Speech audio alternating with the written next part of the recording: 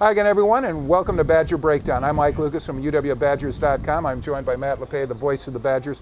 Matt, when you look at this series overall, it's been really one-sided in favor of Ohio State. But over the last 25 games, it's been close, and it's been really tight since Jim Tressel took over as a coach. He's got a 4-3 record against the Badgers. Wisconsin's had some pretty good streaks. You mentioned back early 80s, Wisconsin went through a run, 5 out of 7 against Ohio State. Barry had a very good run, 3 out of 4, I think. He liked the matchup. He did like the matchup against Ohio State when Jim Tressel was coaching. So you're right, the last 9 games, it's 5-4 Ohio State. And the last 3 games here have been close. So you can keep breaking it down, but I think Wisconsin has proven that it could play with Ohio State.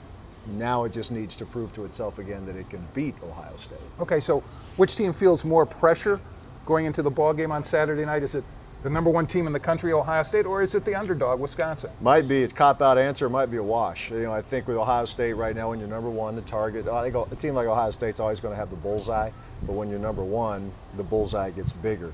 Wisconsin, it's, you know, we know it's been a struggle defeating ranked teams. Here's an opportunity. Have one this week, probably have one next week. We'll have one next week against Iowa.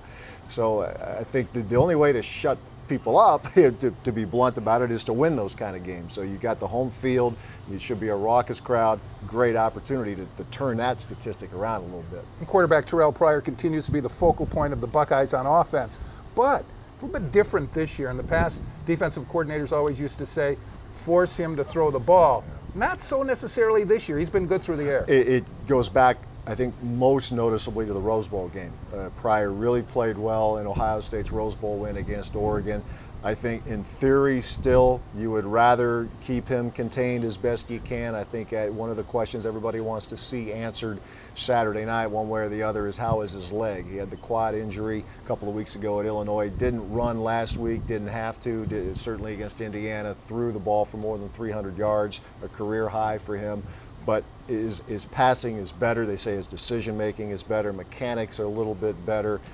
You know, and he's 6'6" and can run still like crazy when he's healthy. He does. Great confidence. He does. I mean, we talked with one of the beat reporters in Columbus earlier on, and say that you just haven't seen a guy like Terrell Pryor there. They've had some pretty good running quarterbacks historically at Ohio State, but this guy's 6'6", and always, when you see him on tape, you watch him run, okay, that's one thing. You see him live, that's another. He may not look like he's moving fast.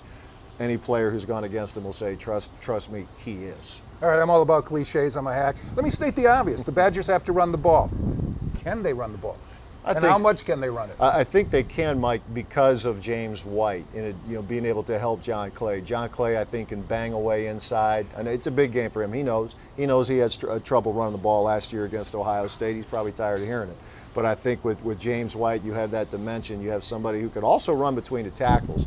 But we have seen multiple times already for a freshman, we have seen James show that ability to bounce it outside. Ohio State's defensive players can run and run very well. But I think White gives Wisconsin something in this matchup that it hasn't had in a while. All right, final thought. What's the X factor Saturday night? Beyond the 80,000, I think the 80,000 people in here making life as difficult as possible for Ohio State, that would be big. To me, I want to see, maybe above all else, special teams would be an easy answer, but don't turn it over. And again, we're talking about cliches here. Wisconsin has not turned the ball over for the last 4 games. All you have to do is look back to last year.